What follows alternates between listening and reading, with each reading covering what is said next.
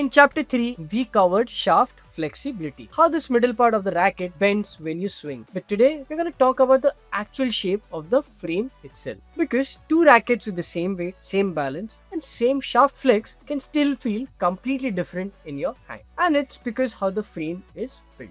Welcome to chapter 4 of Understanding Badminton Rackets 101, the frame shape. By the end of this video, you'll know exactly why some rackets feel fast and others feel solid, and which one is right for your game. Quick appeal, please subscribe with the bell icon on. This series is 5 chapters and you don't want to miss the last one. Let's get that 50k subscribers goal. That gap is very, very close. So quickly subscribe to God of Sports. And also the first Q&A video is coming soon. Drop your questions in the comments and I'll answer them in that Q&A video. So now let's get back to the video. Let's understand what frame shape actually means. So before going ahead, let me clear one common confusion. When we talk about the frame shape in this video, we are not talking about whether the racket head is square or oval.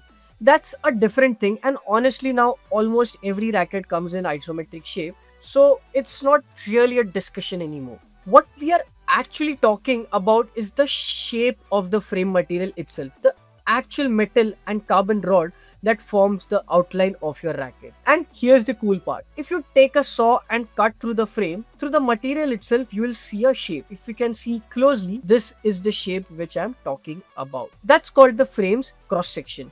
And brands design this cross section in different ways because different shapes do different jobs. To simplify everything, there are 3 main frame shapes you need to know. Box frame, thick rectangular cross section, solid and rigid. Second is aero frame, thin airfoil shaped like a wing or a teardrop built to cut through air. And the third one is the aero box hybrid.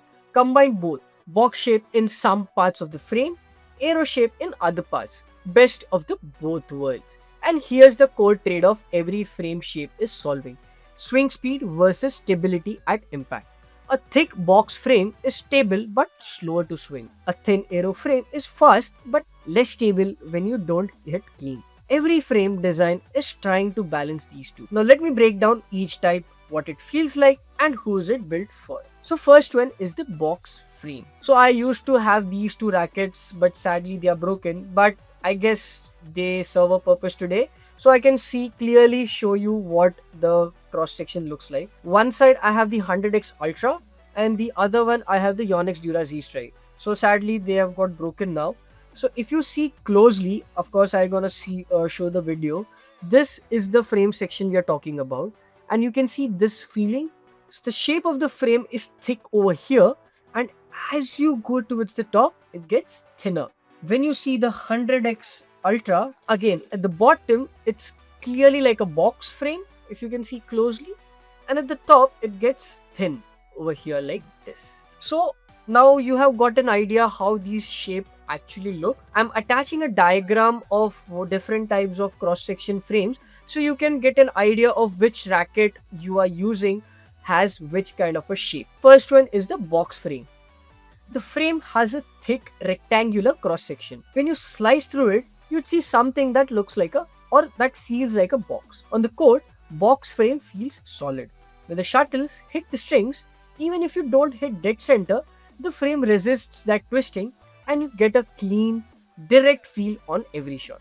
Smashes feel powerful because all the energy transfers straight into the shuttle instead of being absorbed by the frame flex. And here's a bonus. Box frame handles higher tension really well.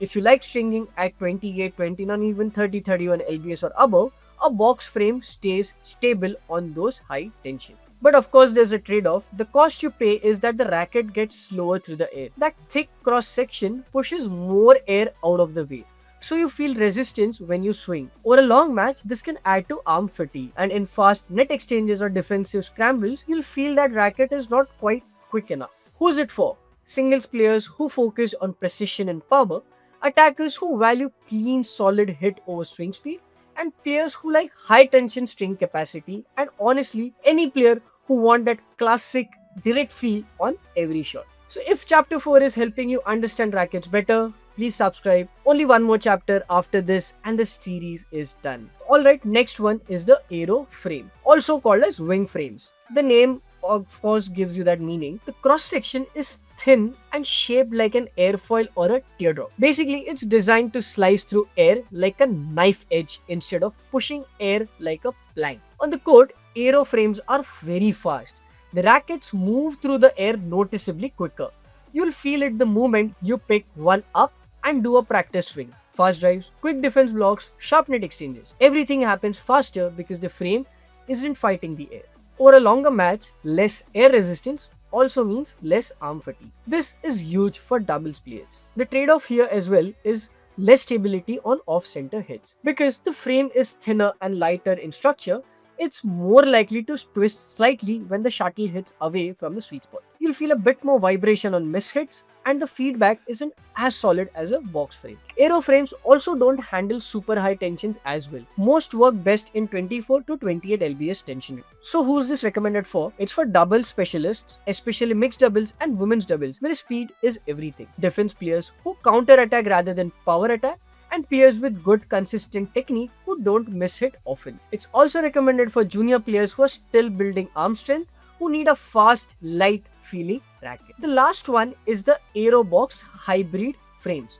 And here's what most badminton flagship rackets actually use now in 2026. So if you remember back in 2018-19, Yonex had come up with a series called Dura. The first racket flagship was Dura 10, which was used by Lee Chong-wei. That was one of the earliest rackets which I remember had come up with the aero/box frames, which was the start of developing hybrid frames. After that, a lot of brands like Victor, Li-Ning and the other brands kept following, and they also came up with their own kinds of hybrid frames.